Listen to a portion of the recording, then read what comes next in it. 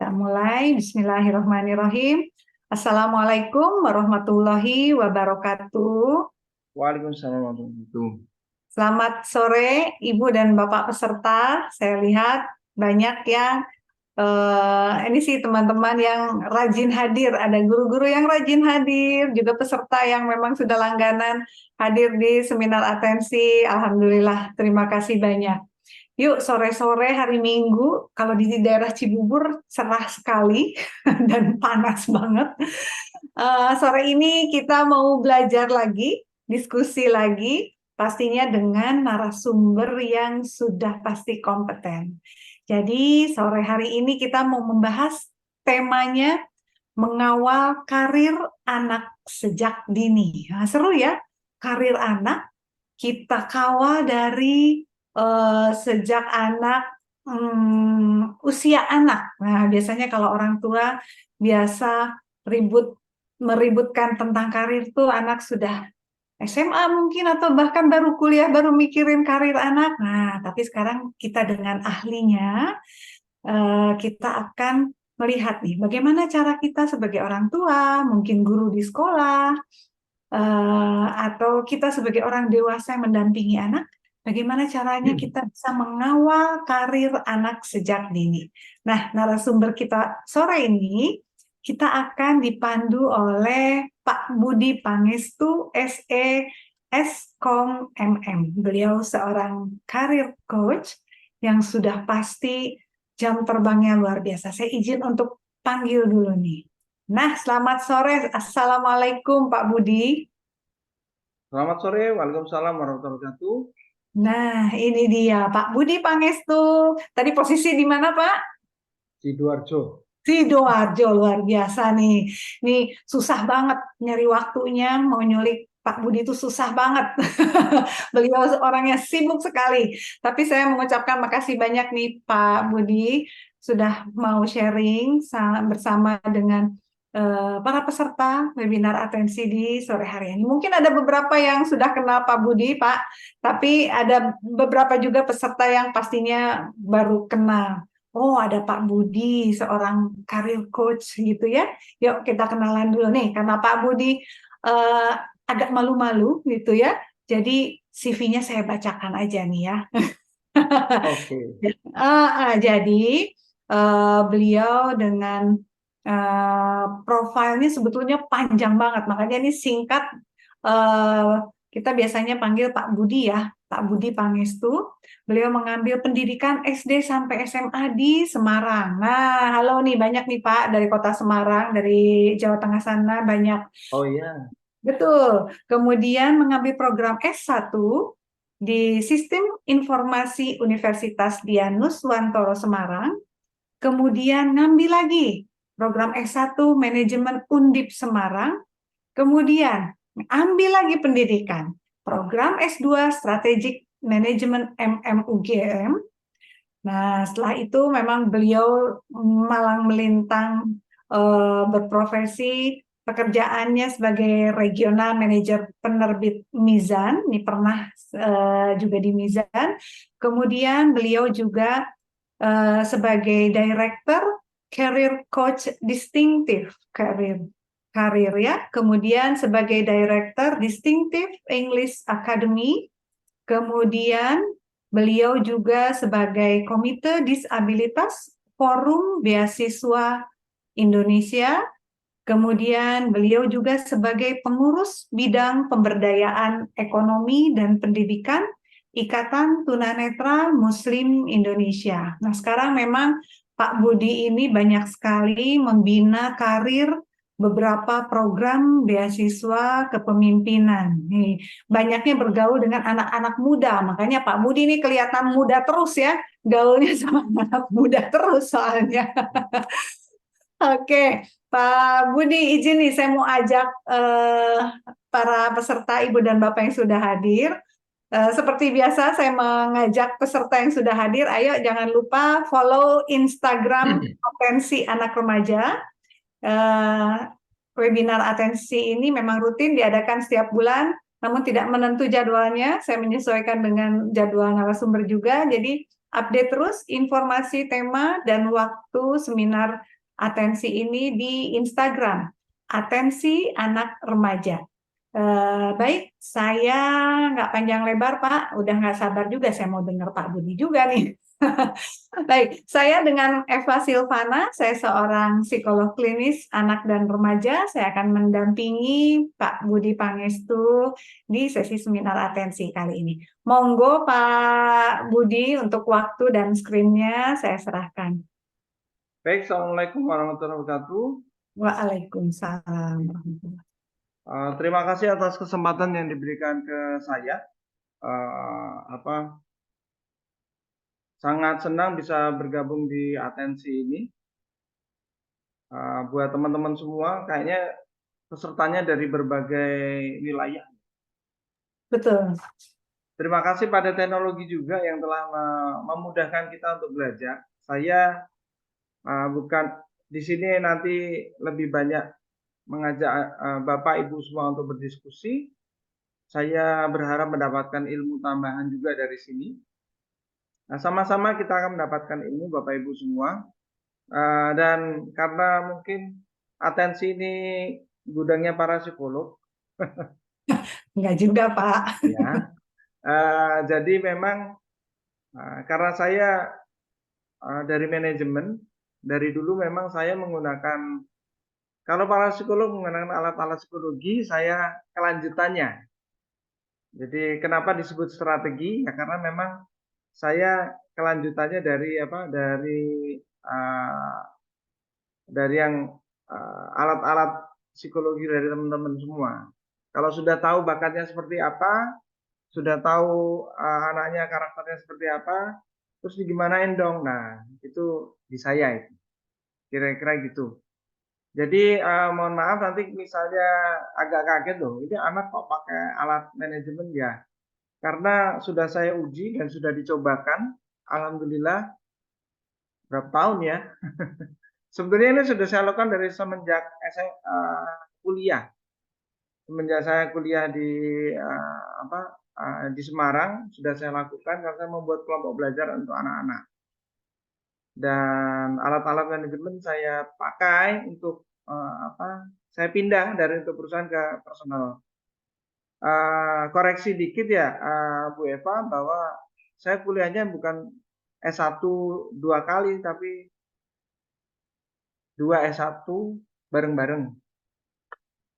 Jadi Oh, nggak habis waktunya lah. luar biasa nih memang. Jadi di waktu yang sama ya, Pak? Ya, nanti Oke. kalau tanya gimana caranya, ada lagi tuh materinya. Kapan-kapan kita bisa sharing kok Bu, insya Allah. Ayo Pak, Jadi, ayo Pak. Seru nyalahin banget. kuliah gitu. Kira-kira gitu. Oke. Baik, saya lanjutkan. Jadi ini bicaranya kita strategi mengawal rencana karir anak. Jadi memang untuk orang tua utamanya dari mulai mau PAUD sampai nanti kuliah kita akan bahas begitu. Kebetulan saya ada PAUD juga, sudah tahun ke-8 ini, insya Allah kita pakai Montessori method salah satunya di Sidoarjo juga, begitu. Yang pegang istri saya. Baik Bapak Ibu semua, nama saya Budi Pangestu. Memang benar saya dari Udinus, Universitas Nuswantoro, Sistem Informasi dari Undip S1 Manajemen, dan karena memang saya sangat mencintai strategi, ayah saya tentara, jadi saya ambil S2-nya juga strategi manajemen. Nah, riwayat pekerjaan saya tadi sudah disebutkan, tulisan penerbit, dan sekarang saya mungkin memilih untuk keluar dari pekerjaan profesional saya karena saya lihat anak-anak muda ini mahasiswa waktu itu yang mau lulus setiap ngelamar kerjaan ke tempat kami gitu sampai kemudian dibilang oleh direktur saya itu mereka ini mediocre banget gitu. Nggak diambil salah kira-kira begitu. Nah, saya kemudian berpikir, oh kalau begitu saya harus terjun ke anak-anak muda lagi, kembali ke, kalau dulu saya megang anak di kelompok belajar, megang anak-anak mulai TK sampai SMA, Kemudian di tahun 2008 saya keluar memegang anak-anak kuliahan, begitu. Nah, kemudian saya mendirikan Distinctive Karir, Distinctive English Academy sendiri setelah istri saya resign juga dan mendirikan pelatihan untuk profesional. Saya di Komite Disabilitas di Forum Beasiswa Indonesia, base-nya di Jakarta di Cikal kalau nggak salah nih, Forum Beasiswa Indonesia.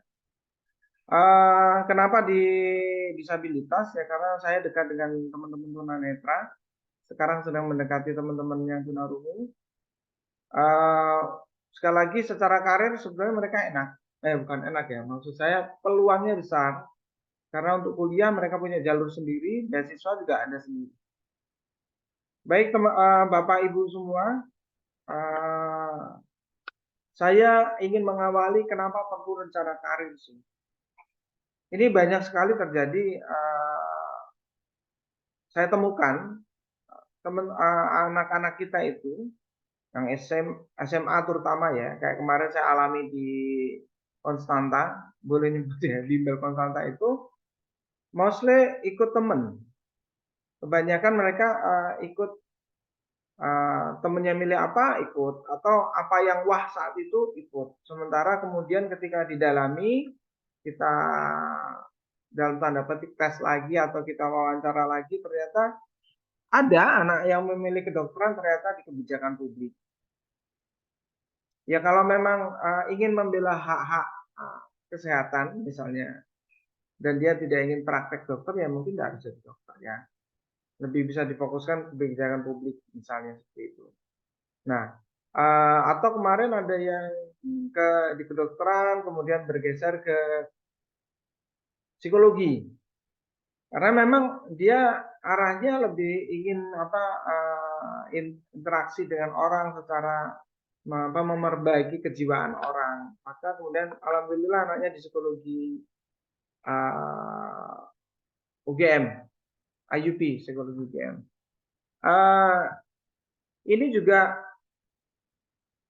penting, misalnya anak-anak kita itu ternyata sebetulnya memiliki keinginan dari dalam itu atau ke kompetensi ke desain.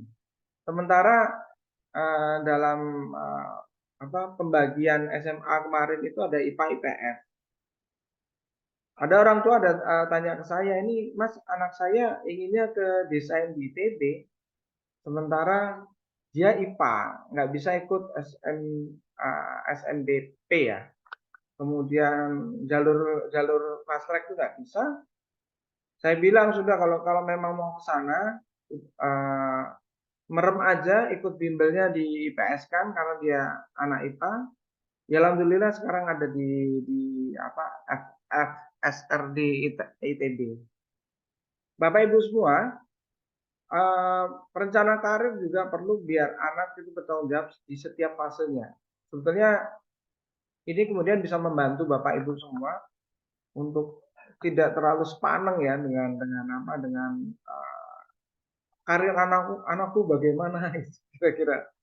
Nah, kemudian juga ada problem-problem yang saya temukan, masalah-masalah yang ditemukan ketika anak-anak kuliah itu adalah nggak lulus. Kenapa nggak lulus? Ya karena mereka sebenarnya tidak menuju ke sana, tidak ingin di situ, tapi dia terpaksa di situ. Berat langkahnya, berat hatinya untuk berada di jurusan itu, akhirnya ya nggak lulus. Masih mending kalau nggak lulus ada percobaan, misalnya mohon maaf ya, mungkin Bu Eva juga pernah menemukan percobaan bunuh diri, kemudian ya saya menemukan beberapa begitu. Dan kemudian penting juga tepat pilihan bekerja. Kenapa perlu tepat pilihan bekerja? Ya biar bahagia. Jadi nanti kalau dari awal ini kita sudah tahu anak kita bisa kuliah di tempat yang membahagiakan, kemudian bekerja juga di tempat yang bahagia. Yang seumuran-umuran saya itu kan pokoknya kuliah asal negeri, nggak taunya memang bukan pilihannya. Akhirnya ada tuh yang sampai tua seumuran saya baru nyesel, aduh kok saya di sini ya.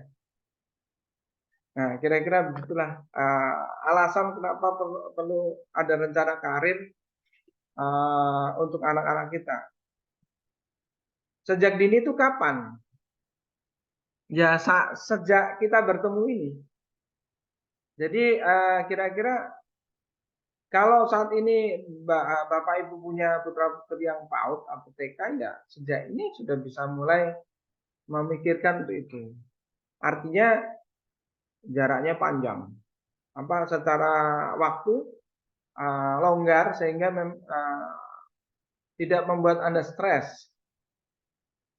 SD, SMP masih enak lah. SMA mulai ada agak deg-degan. Kuliah awal mulai menurut saya kuliah awal masih ideal. Yang mulai pucat itu kalau sudah besok wisuda, sekarang baru dengerin ini. Jikalau putra atau putrinya mau mau besok wisuda tapi nilainya sudah oke, dia portofolionya bagus, nggak ada masalah. Tapi banyak yang datang dalam kondisi terlambat, itu satu, lulusnya sudah mau telat-telat, kemudian portofolionya nggak ada, nggak ikut organisasi, nilainya juga nggak bagus-bagus amat, bahasa Inggrisnya tamat. Jadi terus gimana dong?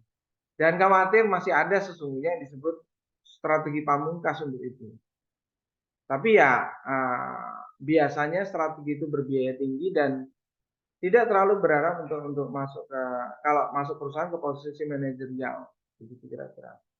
Tapi jika mau desain ulang, yang anak-anak kita yang mau wisuda ini bisalah paling tidak membangun dirinya menjadi tenaga ahli di bidangnya.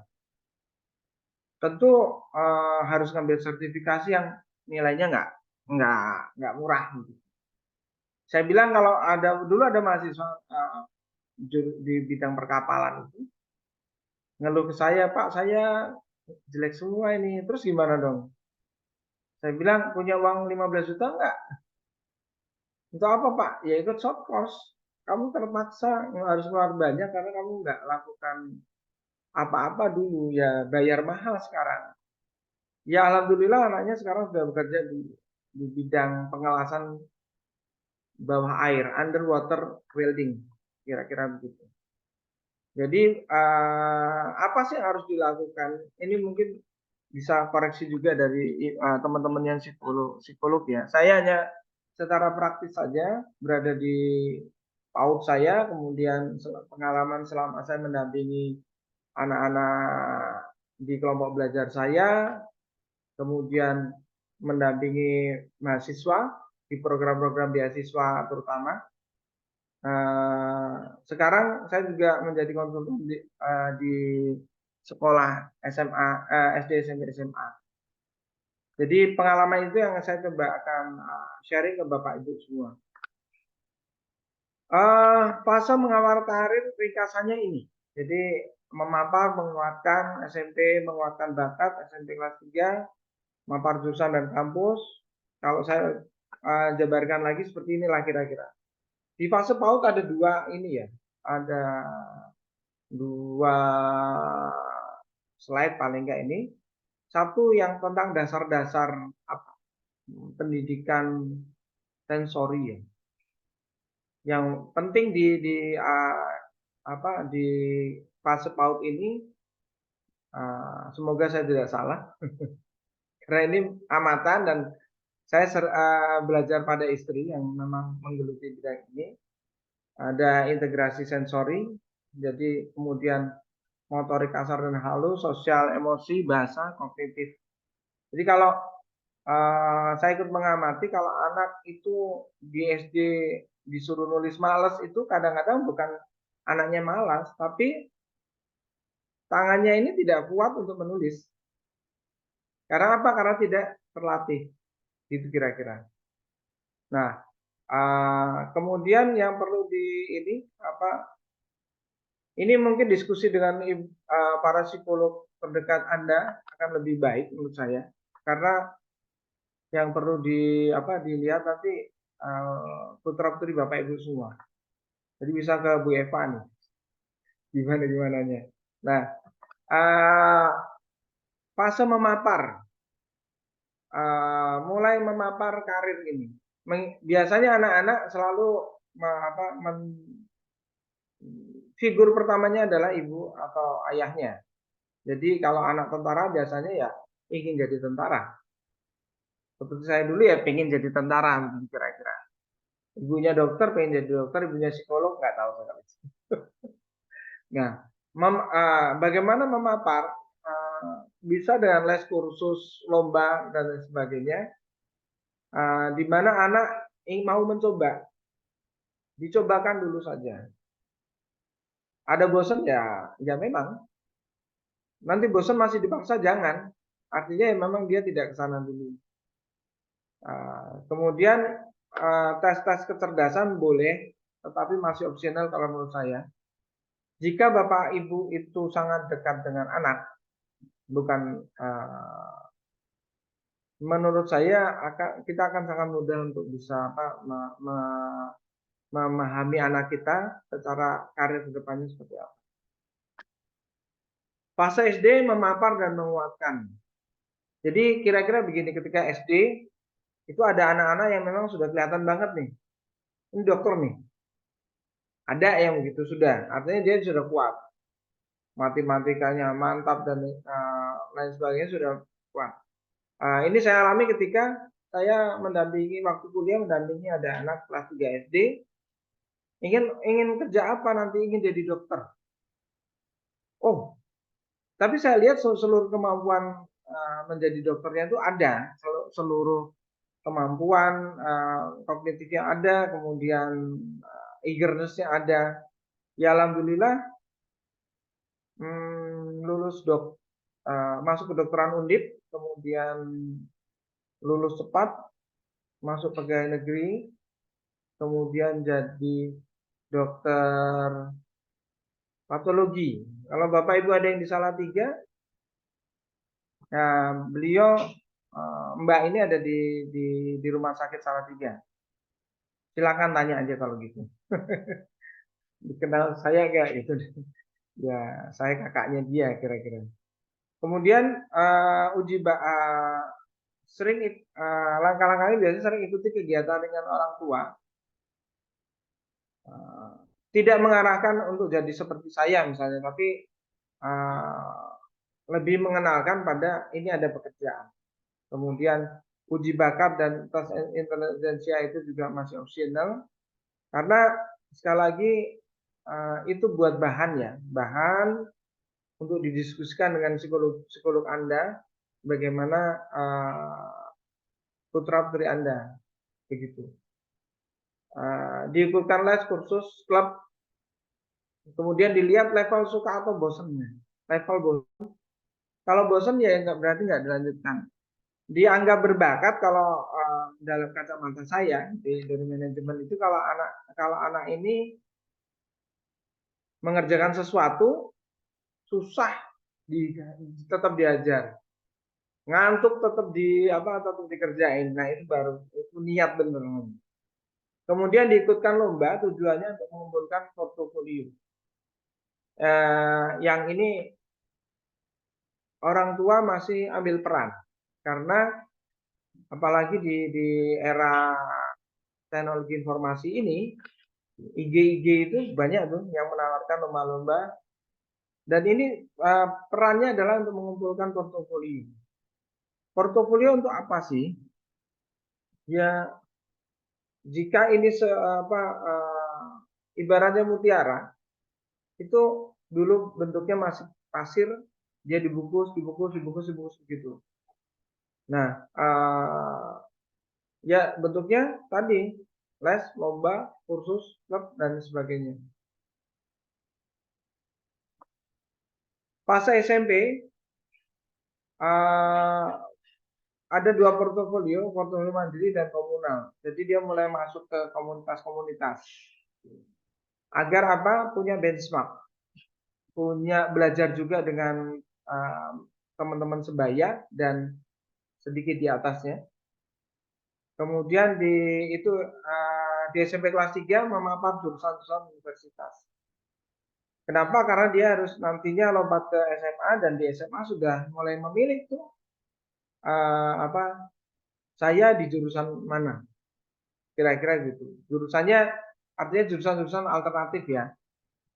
Jurusan ini kemudian A misalnya, kemudian kira-kira yang di sekitar A itu yang masih mirip dan relevan yang mana. SMA, saya berharap, nah untuk SMA ini memapar jurusan dan alternatif jurusan sesuai bakat, memapar kampus yang kompeten di jurusan ini. Mohon maaf ini saya agak tekankan karena pun itu negeri ada juga yang tidak kompeten di jurusan itu. Karena misalnya mungkin masih baru, saya tidak bilang kalau baru itu nggak kompeten ya. Ada juga satu jurusan kemarin saya lihat di sebuah PTN itu baru tapi timnya lengkap. Artinya pasukannya tuh keren-keren dan itu bisa menurut saya ini bisa diandalkan. Menyiapkan portofolio yang dibutuhkan untuk perguruan tinggi negeri atau perguruan tinggi luar negeri. Dalam tujuan misalnya untuk luar negeri beasiswa, biasanya mereka juga minta portofolio.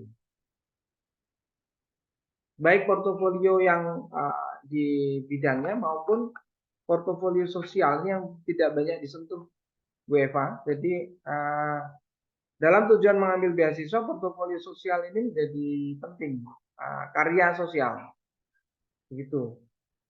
Maka kemudian itulah kenapa banyak sekali program-program camp sosial di mana, karya sosial di mana, inviting bahkan orang berani bayar untuk itu. Menyiapkan portofolio yang dibutuhkan PTN itu terutama satu untuk tujuan SMBP.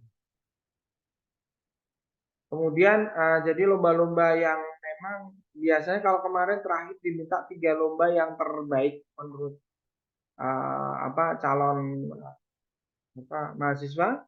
Kemudian ya itu yang akan dilihat. SMA juga perlu bergabung di OSIS atau organisasi bakat. Organisasi bakat ini sudah misalnya suka voli, suka ini ya masuk ke situlah kira-kira olahraga. OSIS ini penting untuk organisasi itu penting untuk mulai mengasah apa yang disebut emosinya. Dan cilakanya ini kemarin saya diskusi dengan ada mahasiswa yang memang dari ITS yang konsultasi ke saya, dia bilang betapa sulitnya masuk ke organisasi kampus di ITS. Bahkan ke event yang untuk IO sekalipun dia sulit. Ternyata kesulitan itu berakar dari tidak aktifnya dia di SMA. Ya saya bilang terus ikuti rekrutmen, open rekrutmen dan karena tidak bisa tidak aktif di SMA ini kemudian diikuti tidak aktif di kampus.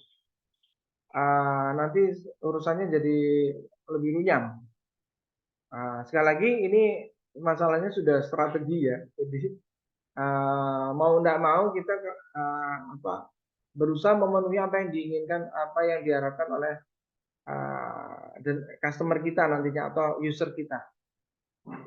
Bahasa Inggris menjadi penting, terutama untuk yang mau keluar negeri.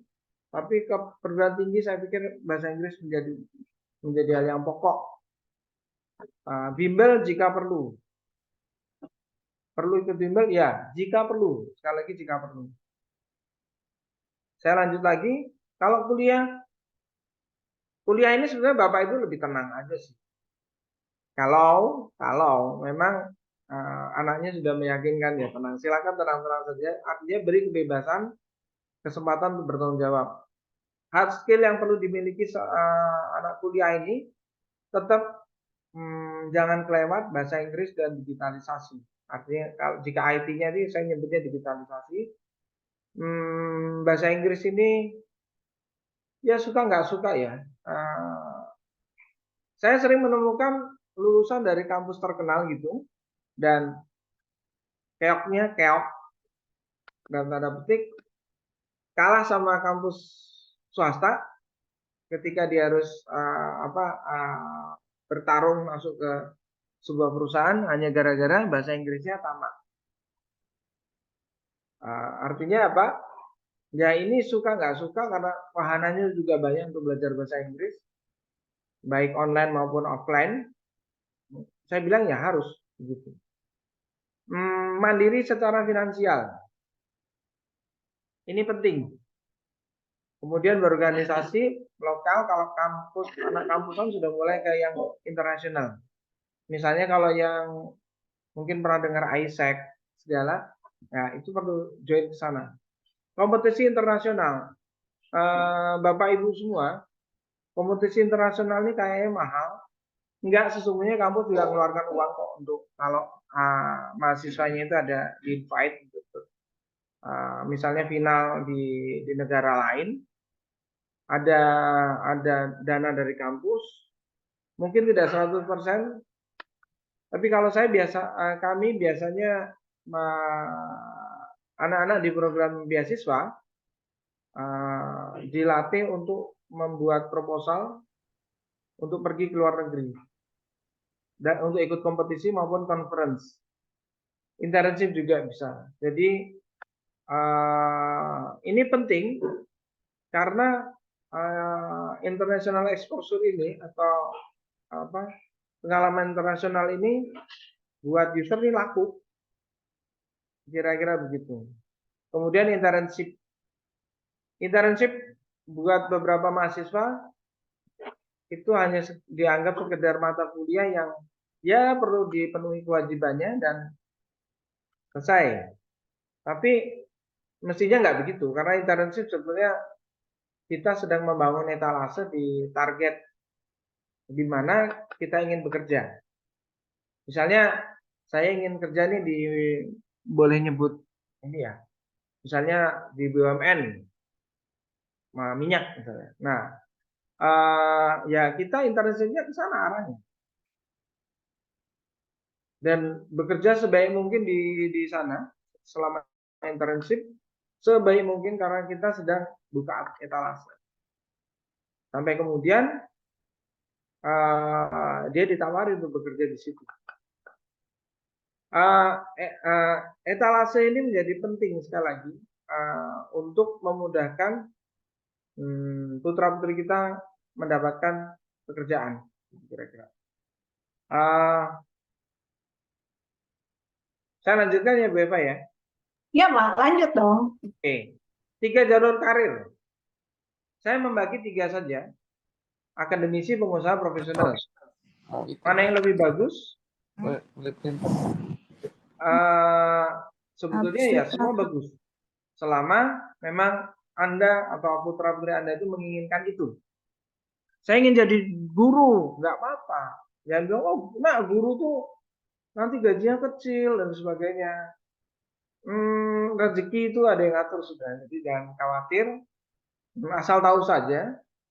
Kalau mungkin ada Bapak Ibu yang tahu Martin Kanginan, penulis buku fisika, itu kalau tiap tahun ya yang masuk dari bukunya miliaran. Dan beliau guru. Ya bisa dikonfirmasi ke penerbit Erlangga. Saya itu kan orang penerbit, jadi kepo-kepoan lah. Ini dapat berapa gitu. Kalau orang tanya ke saya, Andrea Hirata dapat berapa? Tahun pertama dapat 4. Gitu. Nah, kemudian sekali lagi tidak ada pekerjaan yang lebih baik selain pekerjaan yang diinginkan atau disukai oleh kita atau anak-anak kita. Saya lanjutkan. Nah, ada mungkin Bapak Ibu banyak yang sudah tahu bisnis model kanvas. Ini alat paling ringan yang bisa dipakai untuk kita mempunyai catatan dalam mendampingi anak kita. Hanya selembar kertas yang dimana bisa diupdate lembaran kertas itu dari semester ke semester, tahun ke tahun. Tapi kalau tahun ke tahun lama, jadi semester ke semester aja. Kenapa saya pakai alat ini? Karena ini bisa untuk mengukur kualitatif maupun kuantitatif. Ya nggak perlu juga kalau harus dikuantitatifkan, itu urusan ibu psikolog. Kalau mengkuantisir, kualitatif aja, oh anak saya udah sampai di sini. Membandingkan pencapaian dari waktu ke waktu, mengubah, memperbarui, mengoreksi, dan progres yang niru. Apa yang disebut progres niru? Biasanya di fase sangat awal, anak-anak itu ya tujuannya masih melebar. Tapi nanti setelah sampai ke naik terus SD, SMP, SMA, kuliah apalagi, harusnya itu sudah niru, sudah mengerucut, tidak memecah lagi. Bahkan kalau untuk anak SMA saya sudah tanya mau jadi apa, kenapa jadi itu, dan mereka ngisi. Nah, kelihatan di situ kemudian kalau anak-anak SMA ya, kelihatan di situ kemudian bahwa mereka itu sesungguhnya ke sana apa enggak sih? Ke yang tujuannya enggak, ikut ke teman atau tidak. Nah, kalau fase SMP, SD, TK, ya tentu yang ngisi bukan anaknya kan, yang ngisi orang tuanya. Nanti nggak lucu dong. Nah, bisnis model canvas itu selalu diawali dengan siapa usernya. Jadi anak kita nanti akan bekerja untuk siapa sih? Mau masyarakat, ya enggak apa-apa. Di awal-awal akan lebih luas memang tujuannya. Terus apa yang value yang akan ditawarkan, bagaimana dia mulai akan dikenal. Jadi lomba-lomba itu Bapak Ibu semua, itu sebenarnya sebagai alat mulai dikenal dia oleh oleh user. Jadi jangan kaget kalau misalnya anak kita suka animasi, kemudian suka gambar animasi, ikut lomba dan sebagainya. SMP atau SMA sudah ada yang minta apanya? Minta membeli gambarnya. Apalagi zamannya sekarang SMP sudah bisa bertransaksi. Nah, apa yang ini bisa dibaca dan referensi tentang BMC ini banyak. Nanti hanya untuk apa biasanya untuk perusahaan, tapi ini yang saya tarik untuk ke personal. Nah, kemudian ini jadi anak itu ingin jadi apa? Aktivitas kunci apa yang kita ini kan ke anak kita. Sekali lagi di fase awal, fase paling bawah, PAUD, SD, SMP itu bentuknya akan melebar, kemudian terkerucut begitu. Mestinya begitu. Dan saya yakin nggak tahunya kita tentang itu pas kalau kita nyoba selembar semester ini satu lembar, besok semester besoknya lembarnya dibuka lagi, diisi lagi, itu akan terlihat mengerucut. Jadi yang lembar dulu jangan dibuang, disimpan, di filing. Nah, ini salah satu contoh BMC yang dibuat oleh anak-anak SMA. Boleh saya sebutkan ya, peserta Konstanta Bimbel. Ya, ada Carlot yang bilang customer saya itu Laut Indonesia. Ya kita harus hargai Laut Indonesia. Ada Obin bilang keluarga Indonesia. Isyam bilang perusahaan energi. Ariel bilang masyarakat pencinta makanan ayam. Kenapa? Karena dia ingin membuka resto ayam pokoknya. Akila bilang orang-orang yang memiliki masalah di organ dalam. Berarti dia dokter penyakit dalam. Laut Indonesia berarti dia ingin jadi ahli kelautan. Karena Indonesia butuh banget, kata dia begitu. Dan dia suka laut. Nah, value yang ditawarkan ini menarik ya kalau Bapak Ibu baca semua. Nah, efisiensi konversi sumber daya menjadi energi itu Isyam. Karena SMA sudah bisa bicara begitu. Arin memberikan layanan terbaik untuk pemakan ayam dia. Akila memberikan bantuan sebaik mungkin pada pasien agar pasien terbebas dari penyakit dan sehat kembali. Nah, ini Carlot secara utuh ya, customer-nya itu Laut Indonesia, value-nya itu riset dan pelestarian, untuk pelestarian.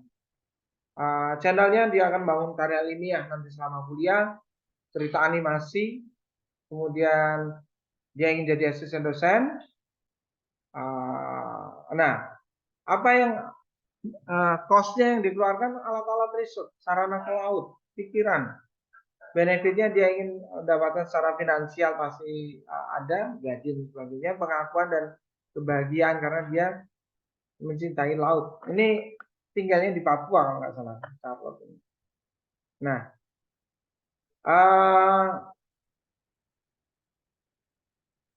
key activities misalnya dia sebutkan scholarship, dia kerja scholarship, organisasi, key partnernya siapa, menurut dia dosen, guru dan tim. Ini ketika dia buat lagi ketika nanti kuliah akan berbeda, tapi sudah mengerucut, bukan berbeda sama sekali, tapi akan mengerucut terutama kalau dia sudah kuliah di memang di kelautan. Nah, ini bentuknya.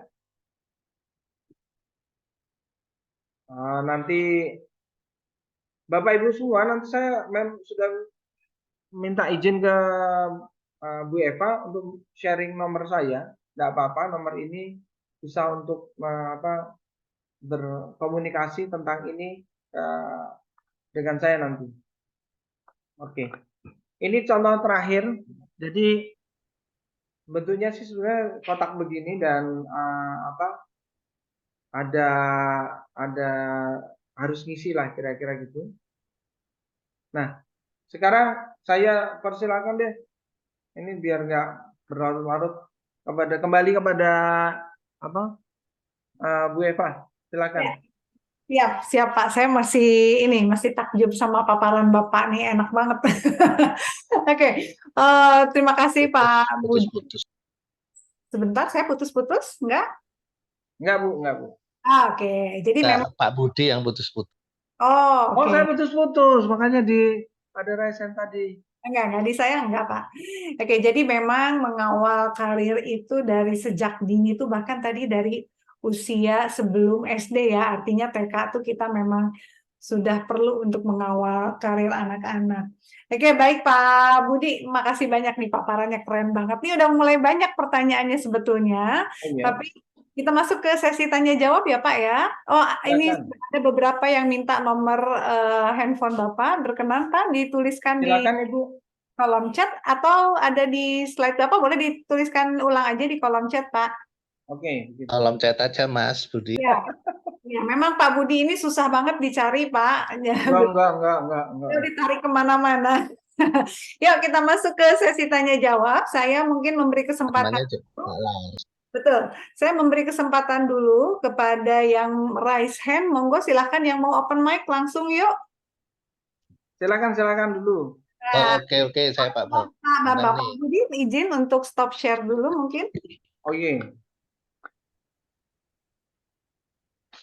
Oke, Pak Budi. Ya. Selamat siang. Sudah ada belum stop share Pak? Saya Pak Bambang ya. Oh, sudah ini. Ya. Langsung aja Pak Bambang. Oke, Pak Mas Budi. Nih Pak Bambang, Pak Bambang kayaknya nih rajin memang nih Pak Bambang nih. Dari Mas Budi, enggak saya senang ini. Enggak, pertama semangat ini tentang career path ya. Ini kan career path dimulai. Terus. Nah, saya pengennya ini Pak. Saya ini karena saya punya cucu 4, ini saya mau menjadi bahan eksperimen saya untuk mengidentifikasi. Iya loh betul. Karena paling sulit itu yang awal tadi itu kemampuan untuk mengidentifikasi anak ini kemana maunya. Sebetulnya pembelajaran diferensiasi itu arahnya mau ke sini nih. Nah, karena Pak Budi tadi sudah memberikan semacam rambu-rambu dan akhirnya ke ya Pak ya. Jadi setelah diidentifikasi, dipetakan, terus kita mau melakukan aksi nyata seperti apa untuk anak usianya kan gitu. Dan tadi nampaknya dibentuk portofolio sejak dini, Betul. sehingga nanti pada saat usia tertentu itu tadi kan tulisan terakhir itu kan sebenarnya portofolio itu. Kumpulan kumpulan karya-karya pikiran-pikiran ya, mungkin masih pikiran-pikiran atau gagasan-gagasan atau keinginan-keinginan dari yang bersangkutan. Lah ini saya pengen belajar ini bagaimana ini kan career path ini betul-betul kalau bisa seorang di Indonesia begini ya sukses semua. Pak Budinya cuma Ya gini Pak Budi ya, atau Mas Budi ini mungkin ya di bawah saya nih Pak Budi nih. Ya soal berapa Pak Budi? Podo Pak. Berapa? Jadi pertanyaannya apa nih Pak? Ya sebentar ini mau saya tanyakan. Satu, tadi sudah disusun ya beberapa slide. Bagaimana kemampuan kita. Jadi sebagai orang tua itu kemampuan untuk mengidentifikasi kebiasaan-kebiasaan anak dan itu merupakan bibit awal bakat ya atau bakat minat ya atau mungkin ciri-ciri lah, ciri-ciri seseorang nih, oh ini nih kayaknya nih kuat di sini. Nah, terus yang kedua yang ingin saya tanyakan, setelah kita ketahui, kita petakan, lalu kita melakukan aksi nyata dan tindak lanjut nanti. Nah, kira-kira apa yang istilahnya bagaimana saya sebagai orang tua, kumpulan apa yang kira-kira bisa menggambarkan bahwa si anak ini, oh ini mau ke sana nih. Saya jadi tidak perlu apa istilahnya bereksperimen. Oh kamu harus nyoba ini. Enggak. Kalau kita sudah tahu karakteristiknya atau ciri-cirinya, kita jadi bisa lebih neronya lebih sejak awal gitu Pak. Itu pertanyaan saya. Makasih Pak Budi. Jadi ada dua. Pak Bambang kesusu ini. Saya jawab langsung atau gimana? Jadi boleh langsung dijawab aja Pak. Ada dua pertanyaan. Yang pertama, bagaimana mengidentifikasi tadi bakat anak tuh betul ada di sini. Terus kalau sudah ketemu, ini harus diapain nih? Gimana menggiring? Pak Bambang. Jadi kalau misalnya sebetulnya begini, orang tua itu ini bukan dibilang eksperimen ya, kayaknya gimana gitu ya. Tapi intinya begini, tahap pertama itu dipapar itu berarti dikenalkan, kemudian dicobakan, kemudian ya dilihat dia ada minat sana atau tidak. Pindah ke yang lain ya diikuti. Artinya sampai kita tadi saya bilang ketemu dia yang di mana dia yang susah pun dia akan tetap kerjakan, ngantuk pun dia akan tetap kerjakan. Nah, di situ mulai terlihat oh itu dia ada bakat, tidak cuma suka, ada bakat di sana. Jadi multi stimulan ya Pak ya, esensinya ya. Oke Pak, betul. Oke. Jadi memang harus sabar. Langsung dideteksi lah enak keenakan.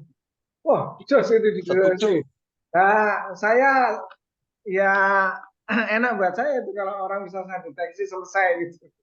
Nah, semakin kecil anak itu berarti secara fair ya, artinya kita harus adil juga bahwa anak-anak itu punya hak untuk merasakan berbagai macam hal, ya kita fasilitasi gitu. Nanti ketemu sendiri kok Pak. Oh ini arahnya. Oh siap. Itu apa?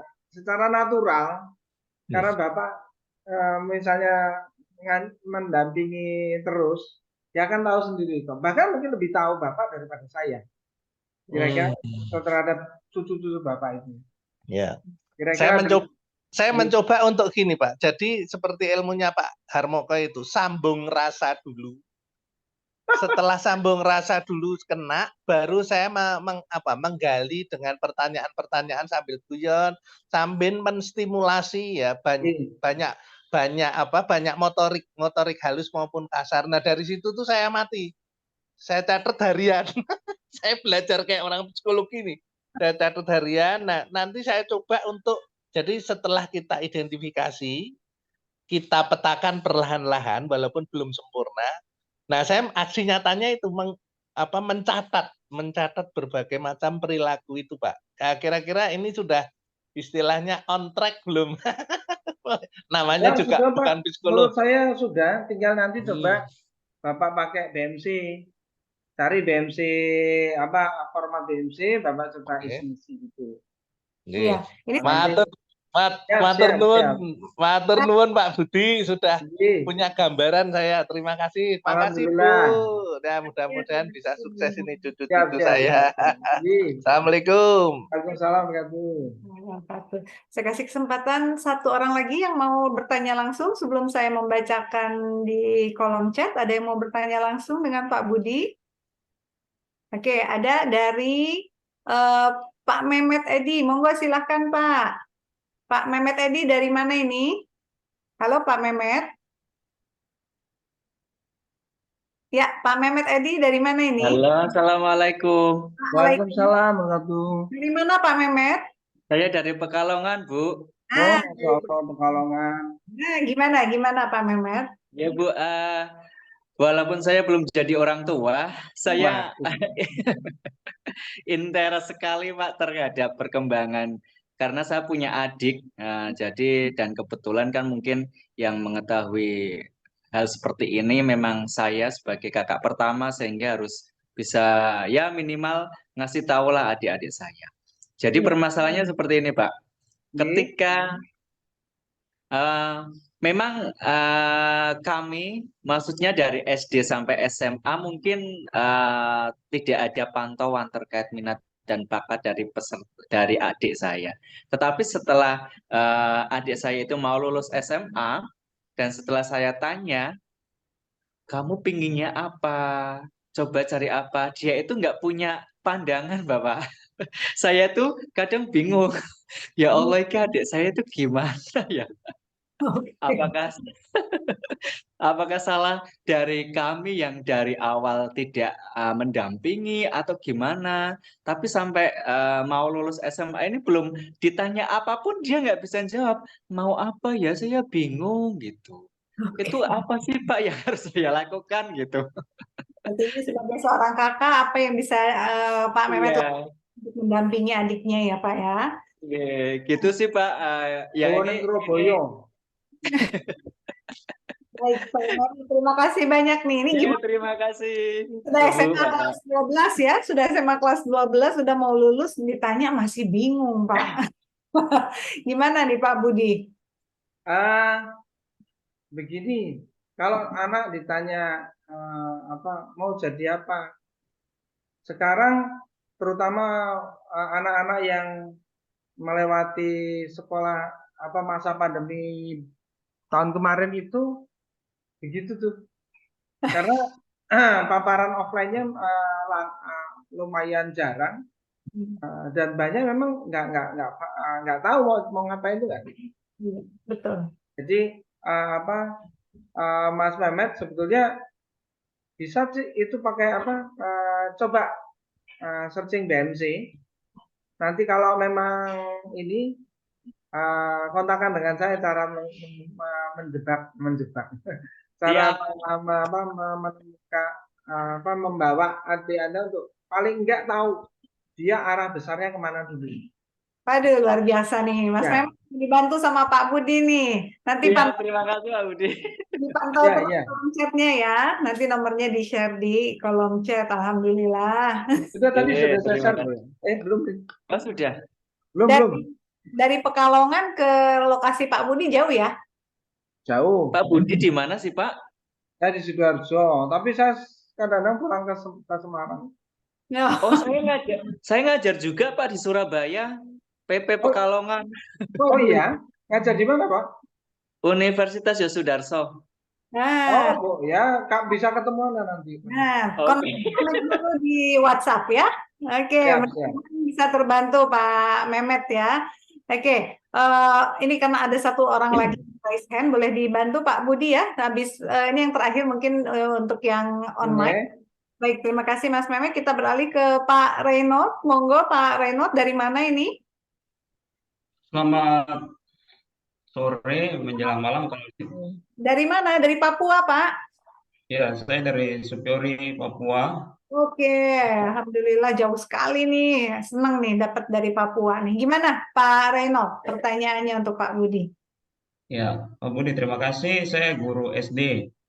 Guru Saya SD. sudah berkeluarga, sudah punya anak satu.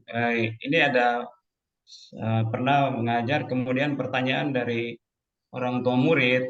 Mereka juga punya anak yang sekolah, mau arahkan anaknya, masih bingung.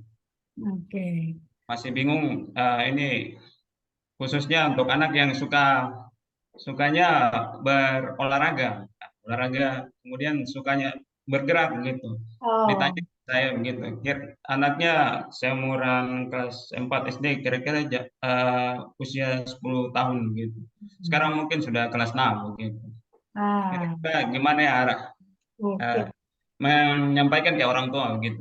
Terima Baik. kasih. Baik, terima kasih Pak Reno. Jadi ada anak dari kelas 4 sampai kelas 6 nih memang khas banget, ciri khasnya senang bergerak. Mungkin tipe kinestetik mungkin ya kalau istilah psikologinya ya. Ini mau diarahkan kemana ini Pak Budi kalau anak tipenya seperti itu? Satu tadi ini terima kasih Pak Renot. Ini yang menurut saya yang benar itu Pak Renot membuat semacam kelompok apa ya? Kelompok belajar. Kelompok belajar yang bukan belajar ya mungkin ada matematika, ada yang lain, tapi mungkin kelompok apa ya? Nyebutnya kelompok bermain, kelompok kelompok bakat.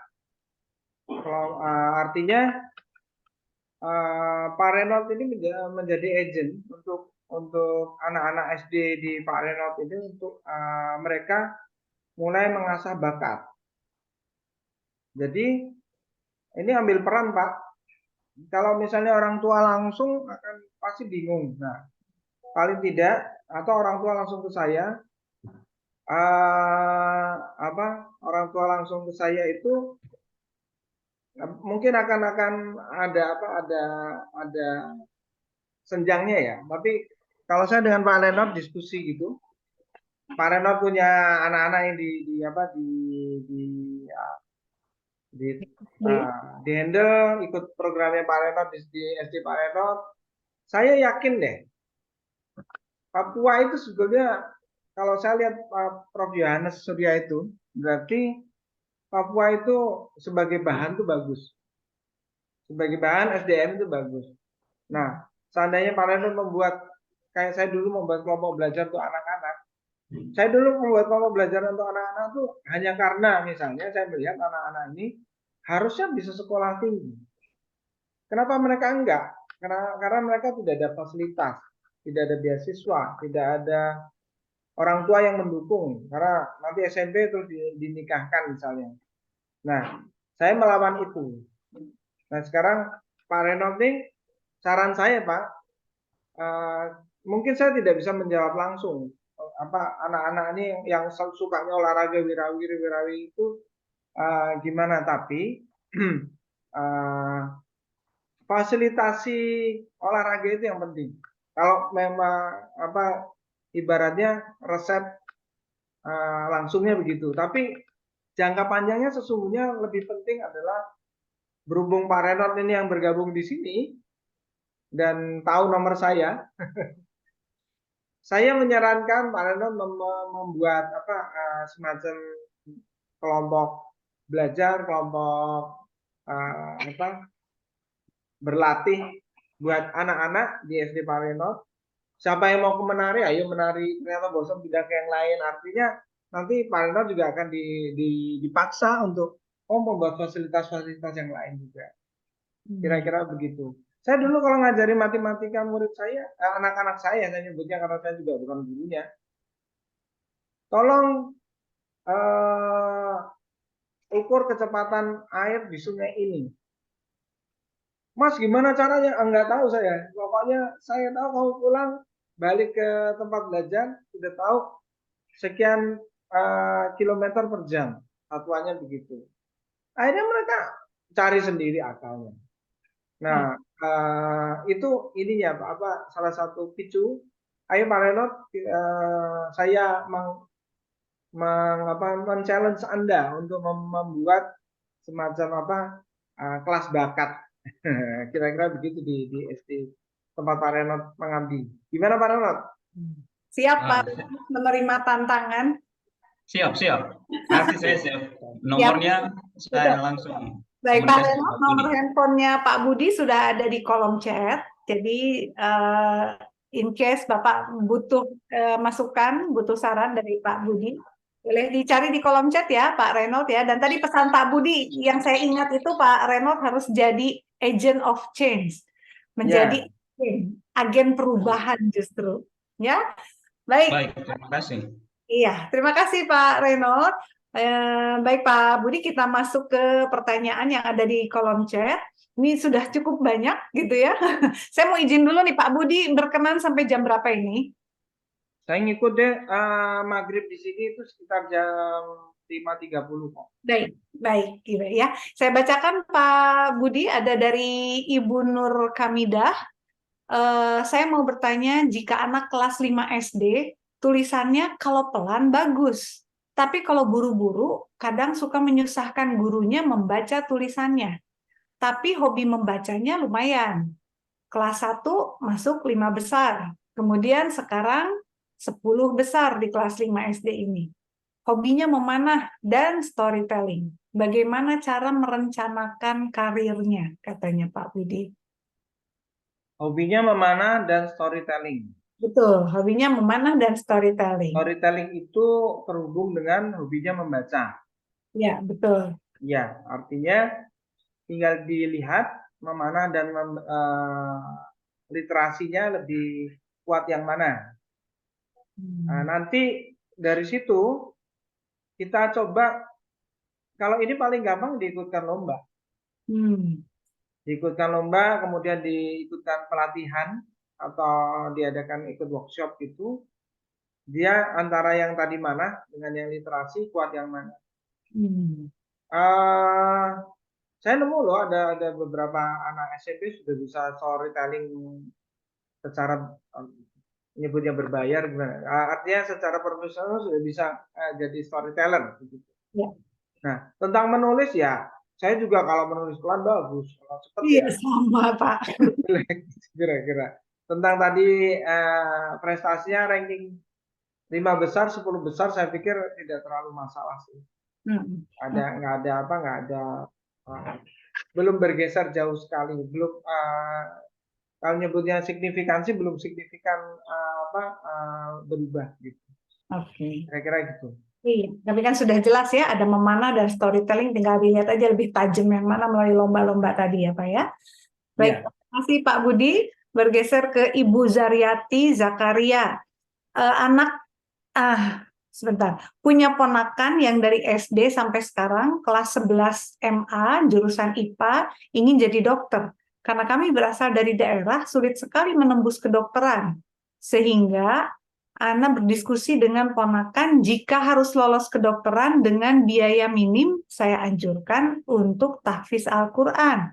Karena ada universitas yang bisa menerima mahasiswa tahfiz Al-Quran tanpa tes. Saya terus memantaunya dari MTS, Pondok Pesantren, sampai sekarang MA. Alhamdulillah hanya tinggal 1 juz lagi untuk tahfiz 30 juz. Apakah langkah saya ini sudah benar? Terus bagaimana selanjutnya nih Pak? Daerahnya mana ya? Daerah mana Bu Tadi disebutkan Zaryati? ya? Bu Zaryati boleh on mic? Daerahnya daerah mana? Halo Bu Zaryati. Oh, Iya, beda. ya.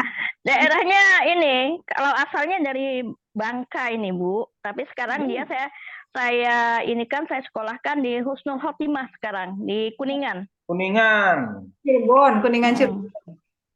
Iya, iya. Oh, baik. Baik, dari Bangka, sekarang sekolahnya di Kuningan Cirebon. Jadi Ibu begini, kalau anaknya memang sesuai informasi ya, ingin kedokteran dan juga punya kompetensi kedokteran, ya bolehlah anaknya untuk kejar kedokteran. Apalagi dia dari Husnul Khotimah. Sepanjang saya tahu anak-anak Husnul Khotimah ya lumayan untuk masuk perguruan tinggi negerinya. Kemudian biaya.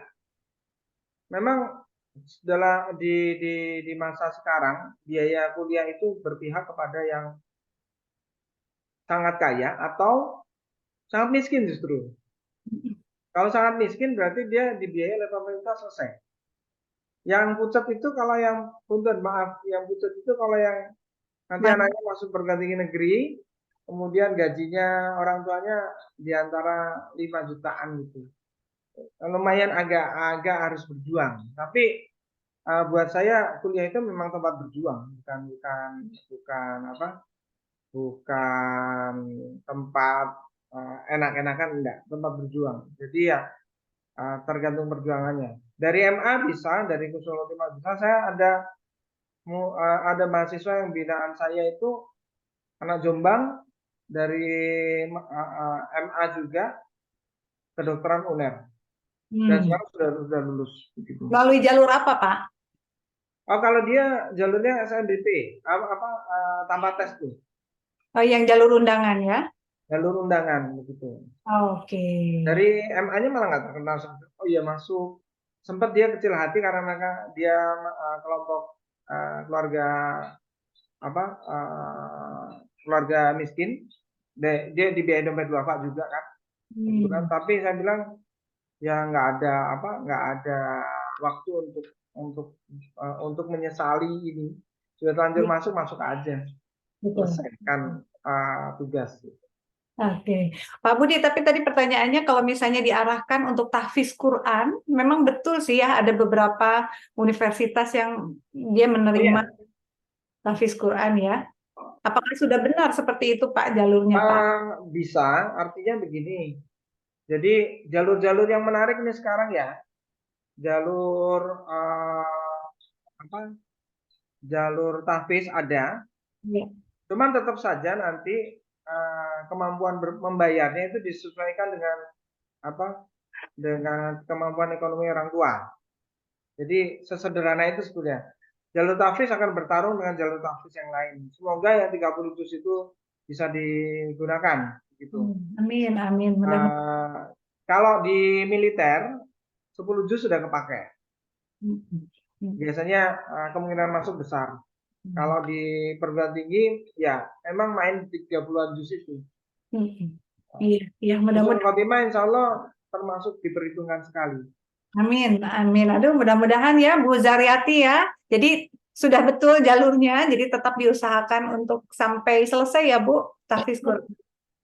Baik, terima kasih Pak Budi. Kita lanjut dengan Bu Herlina. Katanya anak Bu Herlina ini perempuan, sekarang kelas 3 MA, jurusan agama. Dia sangat suka bahasa Arab. Minimal sampai sekarang nilai bahasa Arabnya sering dapat nilai 100. Anak saya ingin lanjut kuliah bahasa Arab, tapi nggak mau jadi ustazah katanya Pak Budi. Jadi saya bingung, katanya ibunya bingung. Karir apa yang pas untuk anak saya? Gimana nih Pak Budi? Tapi jago nih bahasa Arabnya nih. Sepertinya. Kalau jago bahasa Arab banyak sekali. Ya bisa di perwakilan di perusahaan-perusahaan yang mengandung negara Arab di sini. Kemudian kalau nggak mau jadi pengajar ya arahnya ke sana, ke penyuluh bahasa Arab masih cukup langka juga. Meskipun pesantren banyak di mana-mana, penyuluh bahasa masih langka. Artinya yang berprofesi sebagai penyuluh bahasa masih jarang. Penerjemah dan interpreter ya. Gitu. Oh, oke. Banyak sebetulnya ya, nggak mesti harus jadi ustazah begitu ya Pak Budi ya? Ya, jadi di perusahaan-perusahaan yang kayak investasi dari Timur Tengah ke sini juga dia dibutuhkan. Atau bisa juga misalnya kalau anaknya bisa masuk ke HI begitu, jurusan HI dan bisa jadi diplomat Indonesia untuk di Timur Tengah. Ada kok kemarin murid saya yang HI, tapi dia jatuhnya di diplomat Asia. Lalu dia bilang begini, bahwa itu yang Arab ini masih agak jarang Pak. Saya juga nggak tahu kenapa. Maksudnya sedikit ya, masih sedikit ya. Ya pendaftarnya. Oke, nah Bu Herlina, mudah-mudahan ini ya jadi wawasan baru nih untuk Bu Herlina mengarahkan putrinya. Baik, makasih Pak Budi. Sekarang dari Ibu Hera Oktaviani, katanya kalau untuk diskusi tentang bisnis kanvas yang tadi Pak, mulai dari usia berapa itu bisa pakai template bisnis kanvas tadi Pak? Sebetulnya dari PAUD juga bisa, tapi kan bukan diskusi sama anaknya. Jadi Oh. ngisi-ngisi ibu atau bapak ngisi-ngisi sendiri, kemudian ya pasti kok gini-gini aja ya. Ya memang di level ini cuma dapatnya segitu-gitu aja. Tapi nanti seiring dengan meningkatnya pendidikan dari putra putri bapak ibu semua, itu ya akan lebih sesuatu lah kira-kira gitu. Oke, dan Kalau itu kuliah lebih ribet lagi nanti. betul. Dan itu bergerak terus ya Pak, pasti berubah Ya, terus ya. bisa. Oke, makasih Pak Budi. Selanjutnya dari Ibu Sari Nurhayati, saya punya putra bungsu yang berkebutuhan, maksudnya berkebutuhan khusus, disleksia. Sekarang sudah kelas 3 SMP dan ingin masuk di SMK. Bagaimana saya mengarahkan putra saya pada jurusan yang memang baik untuk putra saya? Jadi 3 SMP, didiagnosa disleksia, anaknya inginnya masuk SMK katanya. Ibu, Jadi, beliau bisa ini nggak bisa on nggak ya? Bu Sari Nurhayati masih ada? Masih, Mau masih ngomong. terima Saya mau kasih. tanya putra atau Iya. putri? Putra, Pak. Putra, disleksia, kemudian suka teknik atau suka komputer atau suka apa gitu? Waktu dari TK sampai SD kelas 6 itu senang dengan robotik. Tapi ketika di SMP dia beralih ke panahan. Nah, untuk arah ke sekarang itu ditanya pengen ke SMK katanya, sedangkan di SMK di Cirebon ini ada negeri yang memang 10 program keahlian yang dimiliki di SMK gitu. Jadi saya mengarahkannya bagaimana, Pak? Ya ke robotik lagi, Bu. Bisa diulang seperti itu, Pak? Maksudnya dengan kebiasaan atau kesenangannya kembali ke waktu dia masih kecil gitu, Pak? Apa itu, Bu? Iya, robotika itu. Ya, Robotika kembali ke robotik lagi aja, Bu. berarti nanti arahnya ke elektronika ya, Pak? Ya, elektronika kan, Mbak, ini apa? Yang luasnya ya.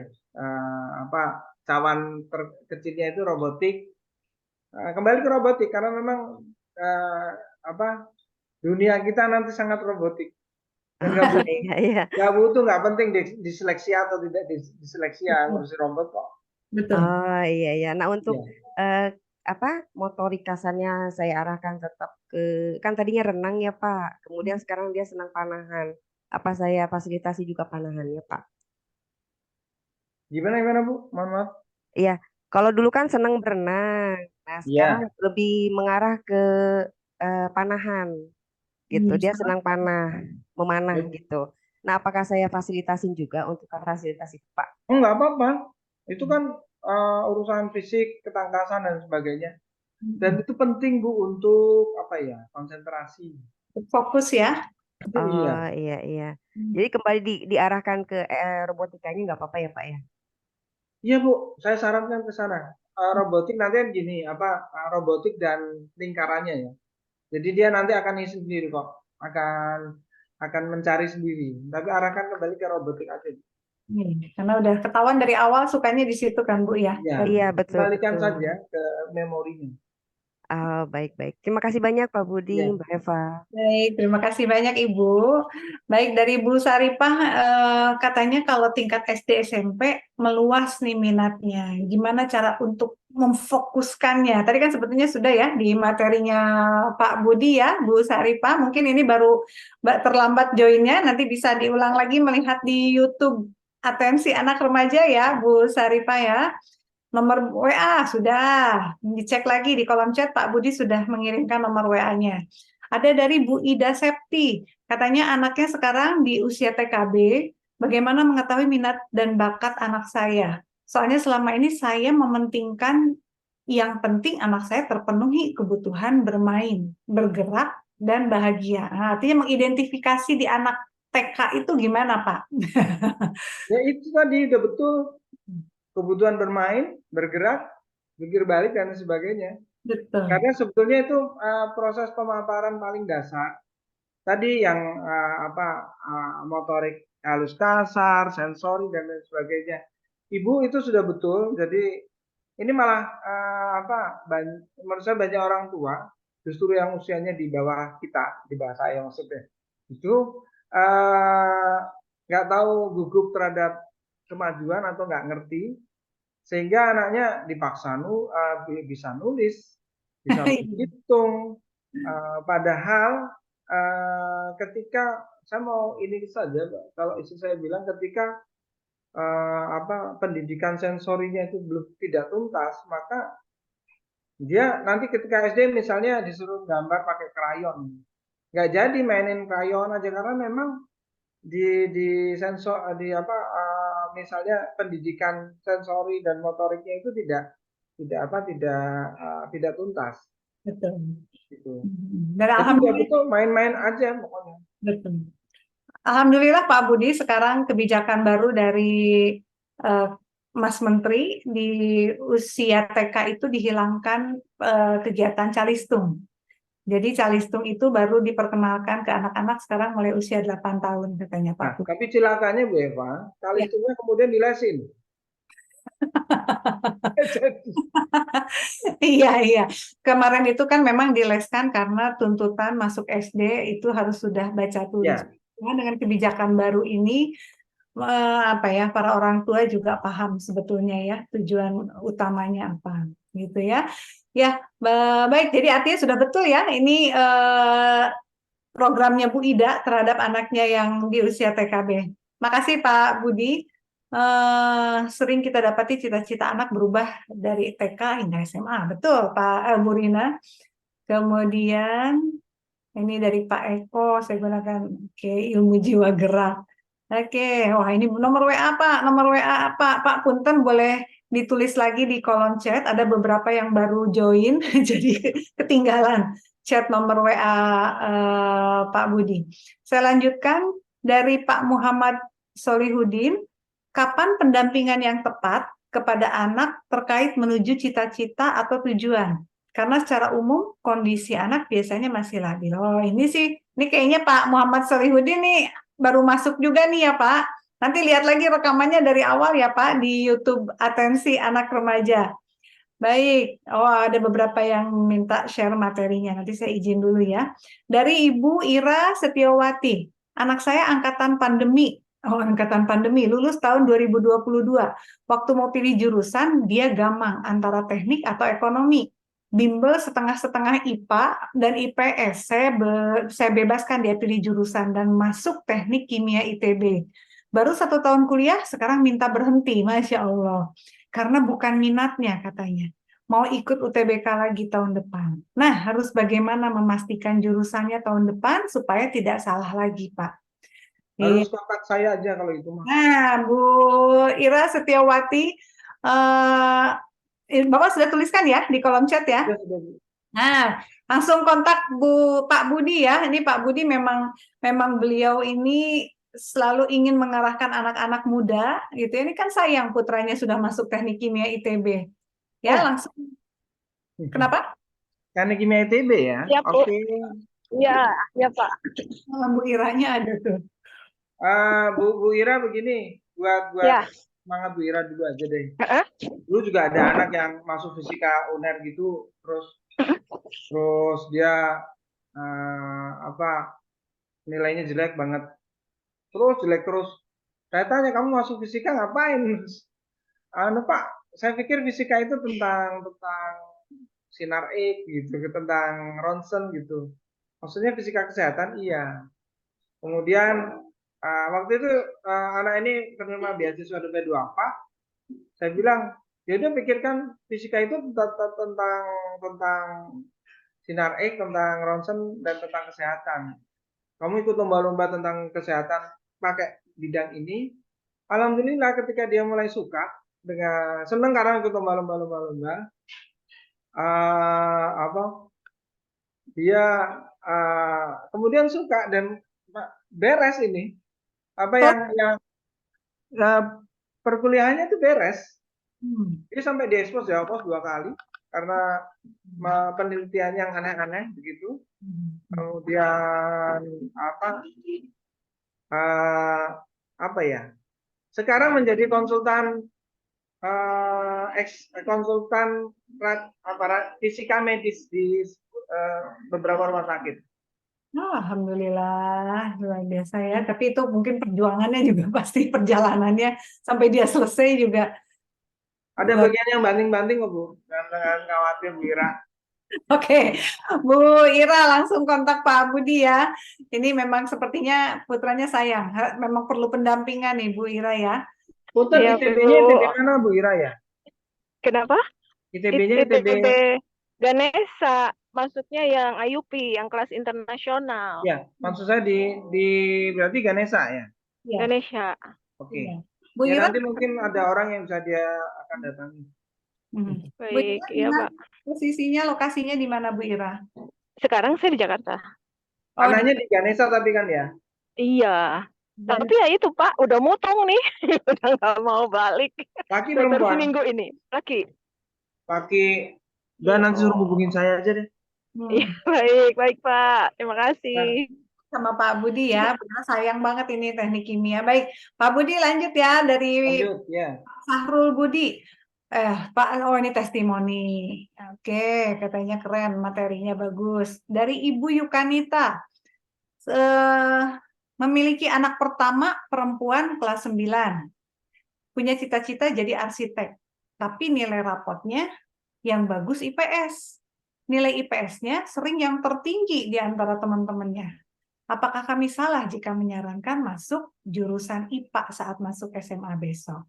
Nah, yang saya tahu sih sekarang udah nggak ada jurusan ya, Bu, SMA ya? Jurusan. Ya, udah nggak ada jurusan sekarang, Bu. Tinggal ngelihat nanti saya belum agak lupa nih untuk arsitek itu mata pelajaran apa saja yang dipentingkan. Itu aja sih. Kalau teknik kan sama Pak, matematika, fisika ya. Iya, tapi ada tes gambar kan nggak salah. Oh iya. Kemampuan spasialnya juga Ada yang spesifiknya. Betul. Jadi gimana nih Pak? Salah nggak kalau misalnya orang tuanya menyarankan masuk IPA? Sebetulnya kalau SMA kan nggak ada IPA ya. nggak ada IPA IPS. Jadi ini sebetulnya yang bingung orang tuanya. Anaknya sih saya nggak tahu juga ya. Artinya gimana nih Pak Budi mengarahkan untuk orang tuanya? Perlu dilihat sebetulnya. Ini real arsitek atau misalnya interior design, interior designer, atau misalnya apa ya desain yang lain ini perlu dicek lagi sebetulnya. Kalau mau kontak saya juga boleh, coba nanti saya lihat ya anaknya. Karena kalau desain yang lain itu memang IPS. Yang mana Pak? Desain yang lain itu memang IPS. Ya, apa tuh? Seni rupa bisa dari IPS ya kalau nggak salah ya. Masih IPS. Desain grafis itu IPS. Desain grafis IPS juga ya? Ya. DKV itu IPS kalau. Oh, oke. Yang arsitek memang ini masih IPA ya sejauh ini ya? Rasanya masih. Iya. Masih saintek berarti Bu. Oke, jadi gimana nih diarahkan ke Pak Budi aja ya? Ini memang Pak Budi tuh sayang banget sama anak muda. Jadi mungkin nih perlu pendampingan juga Bu Yukanita. Boleh dicatat nomor WA-nya Pak Budi ya. Monggo. Lanjut Bu Katarina Sri Lestari Pak Budi. Anak saya terlihat unggul dalam bahasa Mandarin, ikut kelas M7, tapi dia maunya jadi psikolog. Kalau dari core subject yang diambil, sosiologi bagus, biologi kurang, bisnis sedang-sedang saja. Jadi baiknya bagaimana ya Pak? Yang jawab Bu Eva tuh. Tergantung sebetulnya kan mau masuk psikologinya, psikologi mana Bu? Kalau saya basicnya dari Pajajaran. Pajajaran itu kebetulan psikologinya IPA.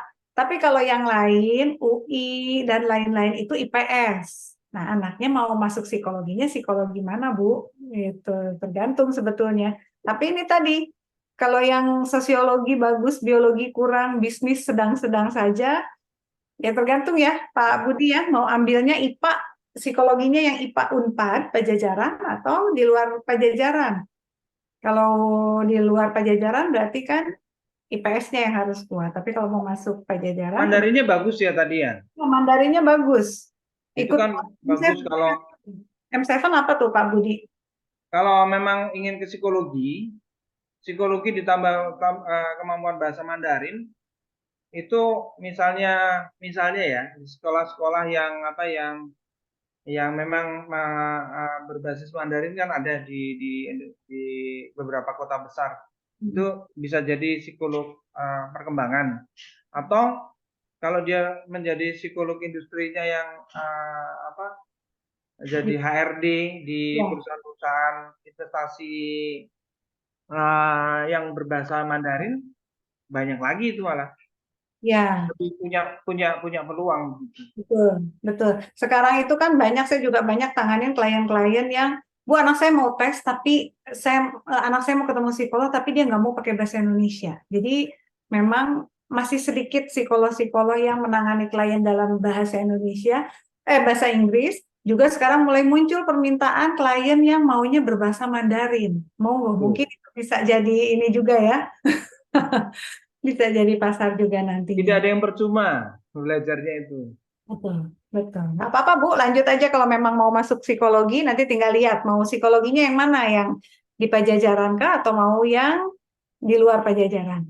Baik nih, Pak Budi udah nulis berapa kali nomor nih ya, dilihat di kolom chat nomor WA-nya Pak Budi. Dari Ibu Ida Septi Suryani. Bagaimana mengetahui anak saya sudah tuntas sensori dan motoriknya, mengingat anak saya ini termasuk yang ngeyel, sulit diajak belajar meskipun sambil bermain, padahal belajarnya bernyanyi. Tapi punya kebiasaan suka bertanya, kenapa ini, kenapa itu, usia berapa Bu Ida anaknya? Tuh, Bu psikolog yang duluan deh. Bu Ida anaknya usia berapa? Ada nggak Bu Ida di sini? Usia 6 tahun. Masih Oh. TKB. Tadi saya yang bertanya tadi, Bu. Iya, ya, TKB berarti ya? Iya. Tuntas sensori motorik. Iya, kalau ini saya dulu nih Pak Budi yang jawab nih, nanti lanjut. Iya, Bu. Ibu lebih kompeten ini. Lanjut Pak Budi nanti.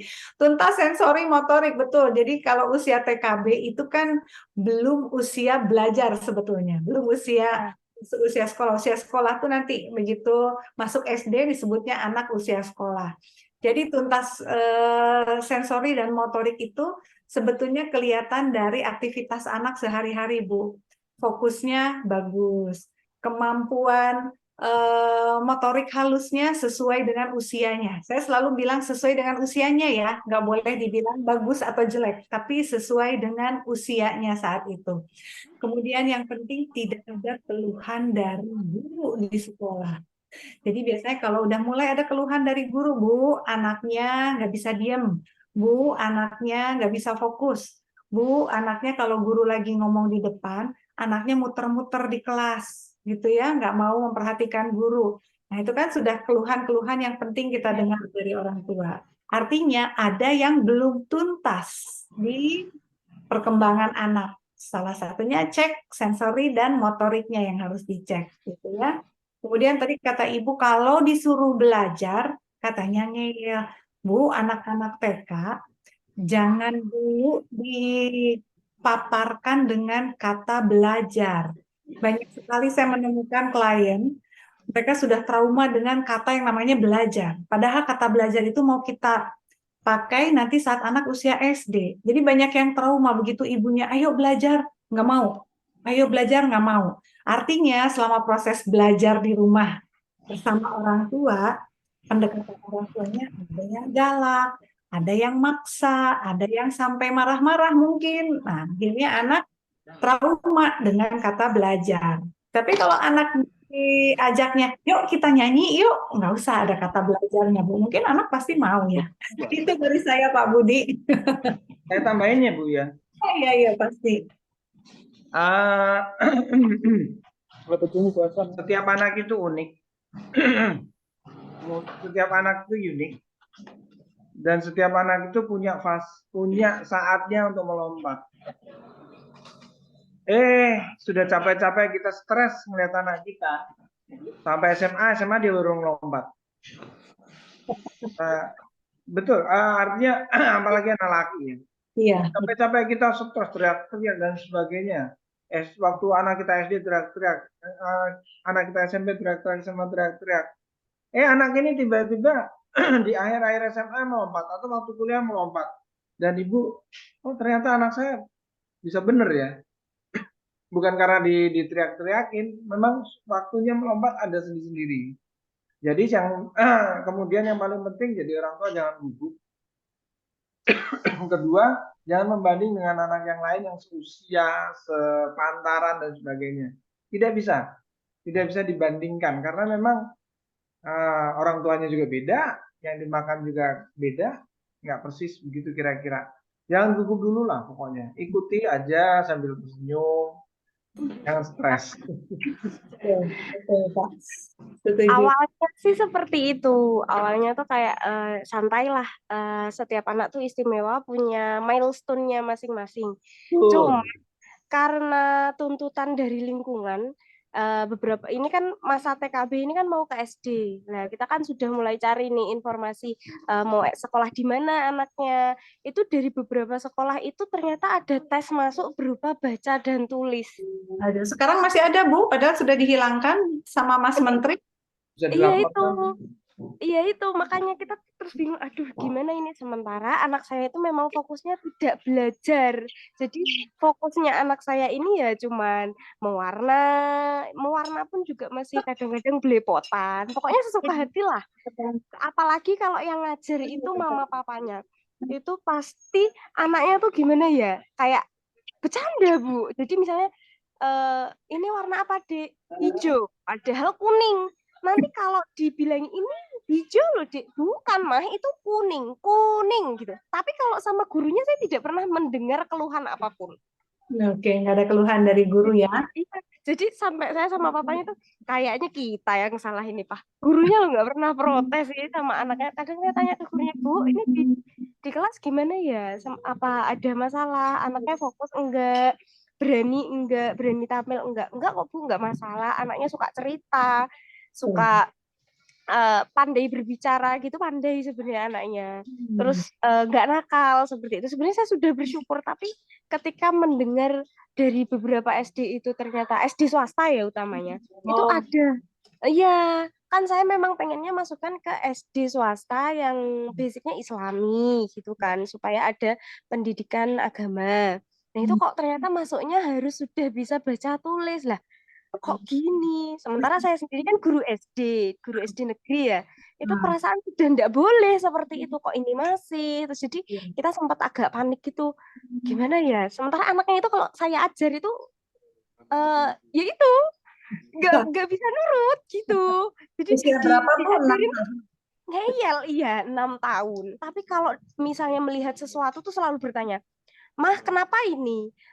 Mah kenapa daun warnanya hijau? Terus nanti kan terus kenapa ada yang kuning? Kenapa begini? Kenapa? Dan selalu harus ada jawaban, selalu memburu jawaban. Kalau dibilang, Mama nggak tahu, Dek nanti tanya sama Bu Guru ya, misalnya kalau kami lagi capek gitu. Itu udah nggak bisa, pokoknya harus jawab, wajib jawab. Itu udah gimana ya ini anaknya? Saya sampai bingung sama papanya ini juga.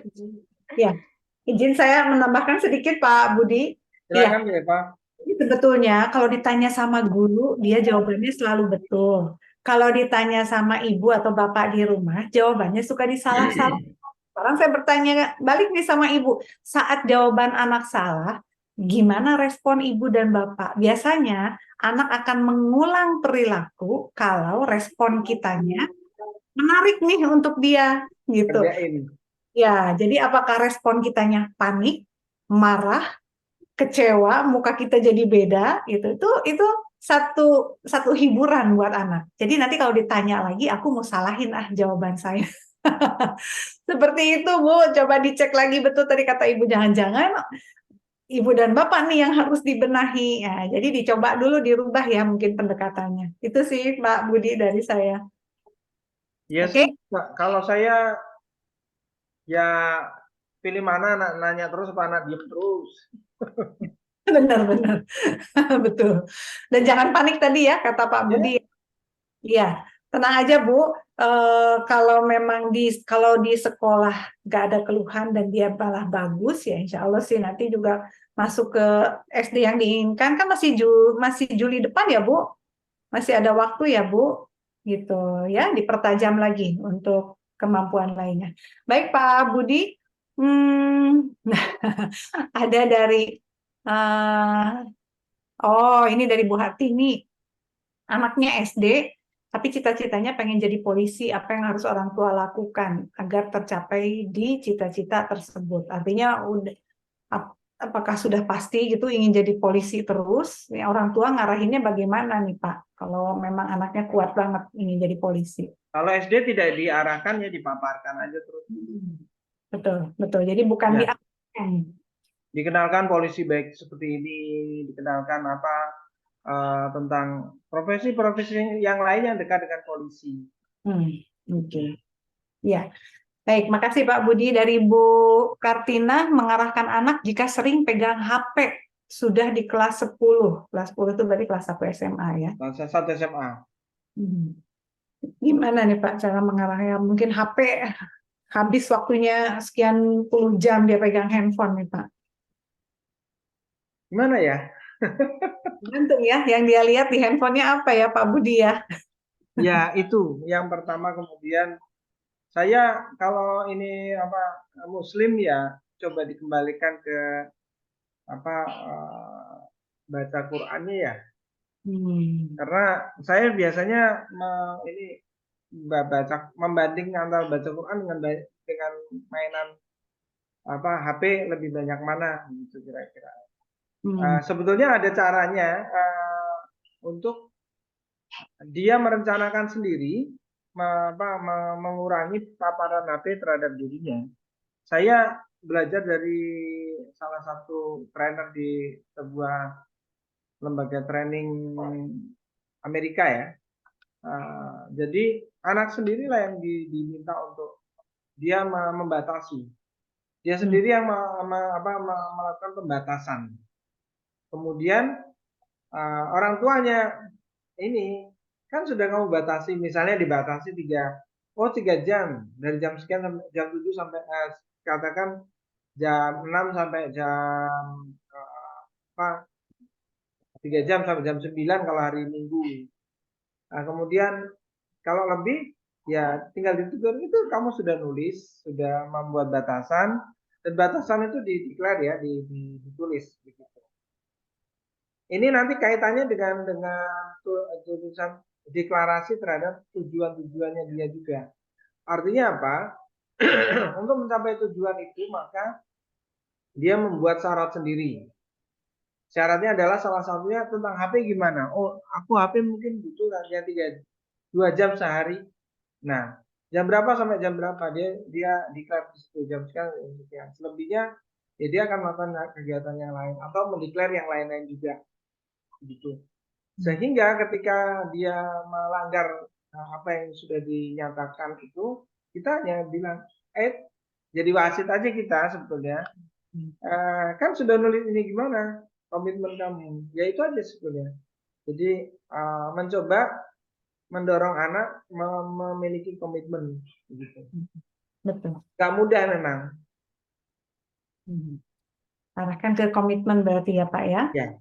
Terima kasih Pak Budi. Ada sekarang dari Ibu Emi. Ibu Emi katanya begini, ini sepertinya mewakili sebagian orang tua yang ada juga yang seperti ini ya Pak ya.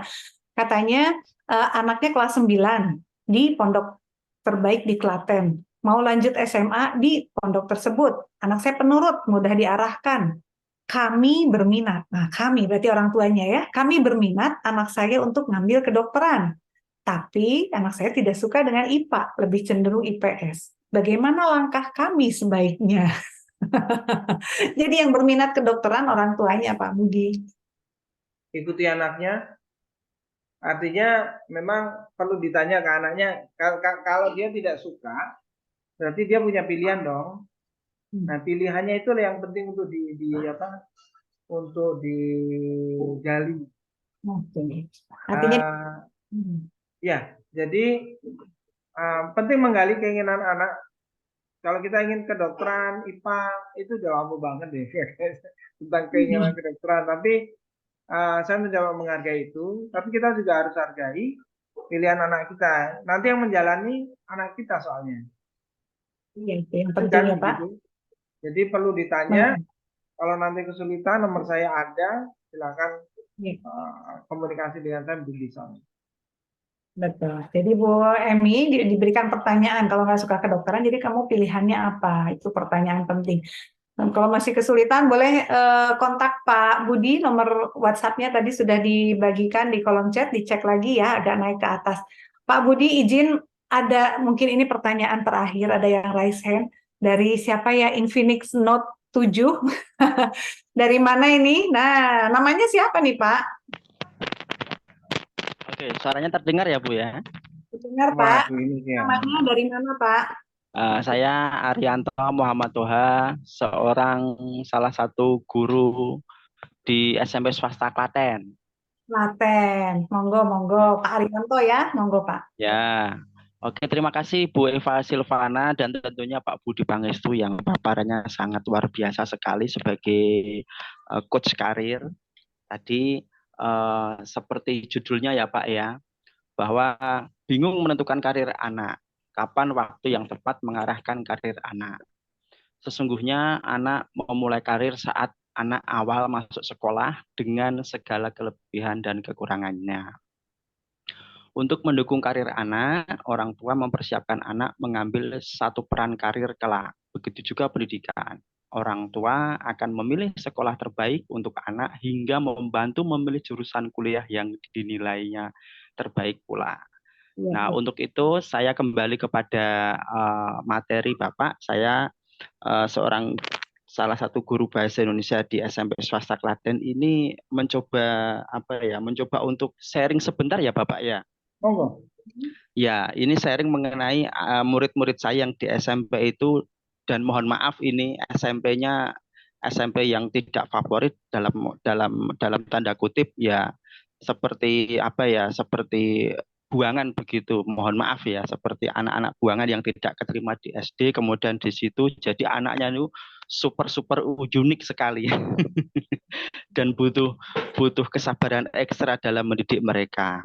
Nah, yang saya tanyakan adalah bagaimana strategi kami sebagai guru supaya bisa berkolaborasi dengan orang tua mengenai karir mereka di masa depan saat mereka di usia SMP ini. Itu yang pertama. Yang kedua, kalaupun ada, seperti apa instrumennya. Nanti akan kita aksi nyatakan dengan berkolaborasi dengan orang tua mereka. Begitu Bapak, terima kasih.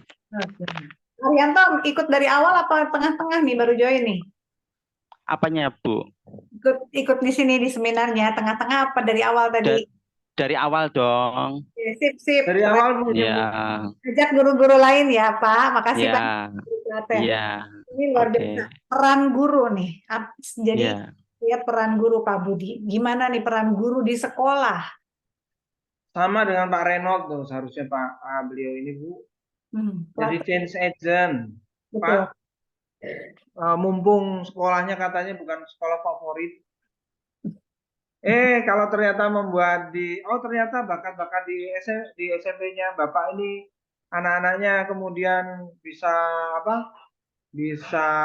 berubah, bisa fun, bisa kemudian punya cita-cita. Bukan nggak mungkin loh nanti jadi difavoriti. Betul. Enak di sana aja deh, di sana sepak bola bebas, di sana kalau mau main ini bebas, ada gobak sodor, ada mainan congklak dan sebagainya. Menari juga difasilitasi, ada fasilitas. Saya rasa kalau tadi Bapak mengikuti saya dengan Pak Renold tadi, ayo Pak jadi change agent di sana Pak. Jadi agen perubahan. Kalau jadi agen perubahan ya boleh kontak terus-terusan Pak, nggak apa-apa Pak. Ya senang aja. Boleh nih kontak Pak Budi terus-terusan. Boleh kalau Bapak mau buat kelompok semacam kelompok belajar atau kelompok studi, kelompok apa Bu ya? Kelompok bakat ya. Komunitas begitu ya. Kita sebutlah namanya. Itu monggo Pak. Bapak kan jadi Jadi agentnya di sana. Komunikasi dengan saya nggak apa-apa. Mungkin tadi kesulitan, peluang dan sebagainya. Monggo. Mungkin tadi Siap.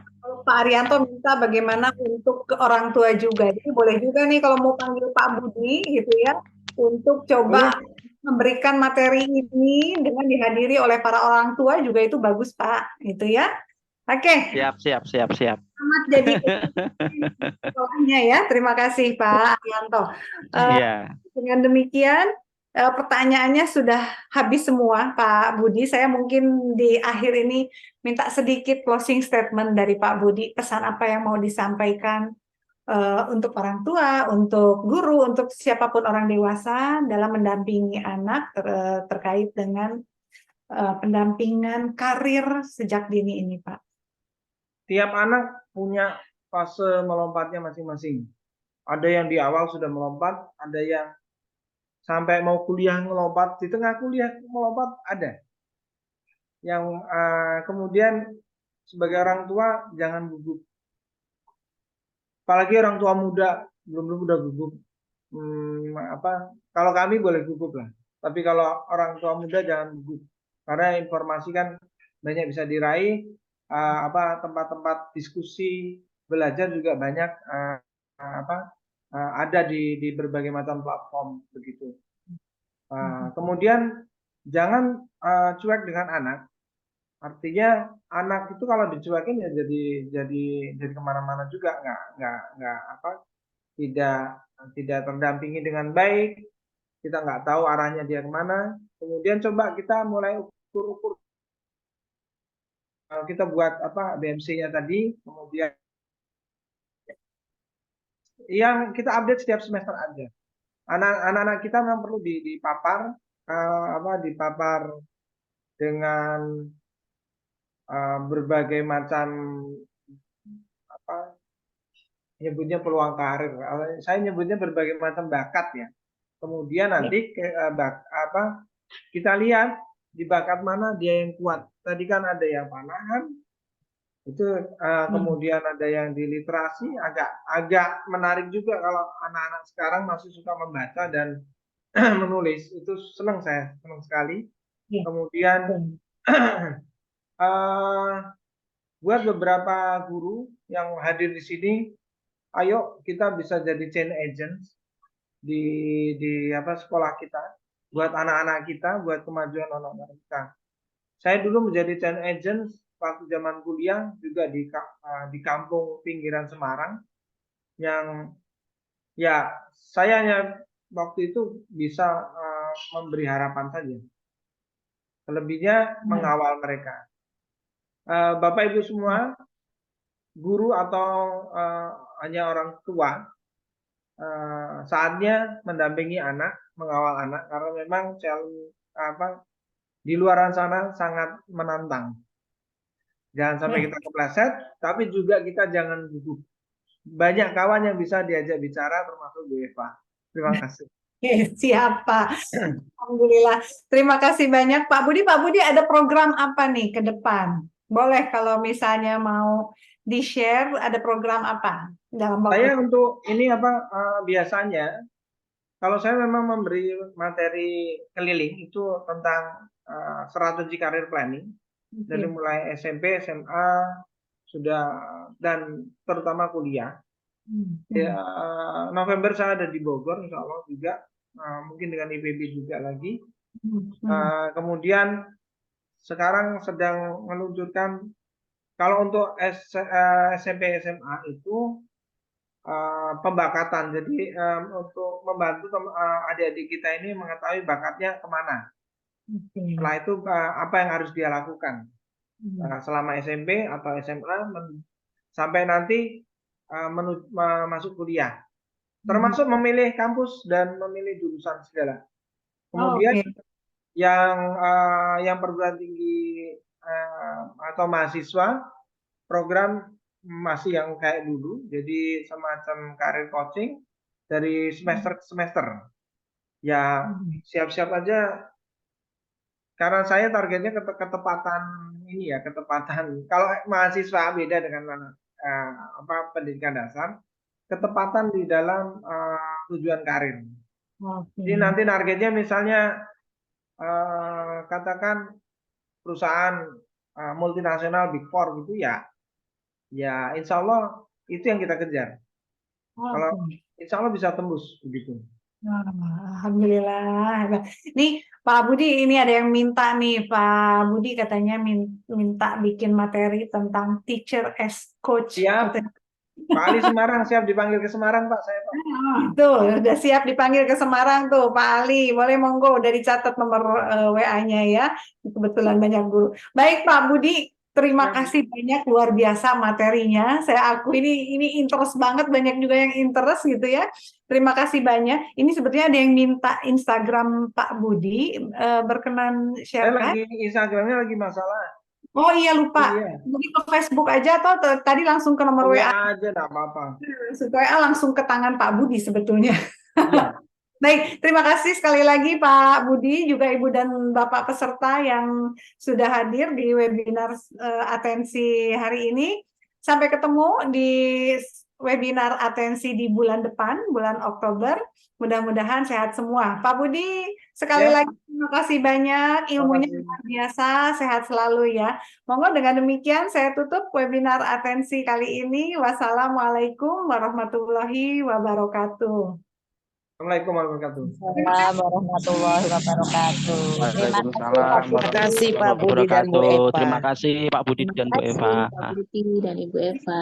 Terus Zoom-nya.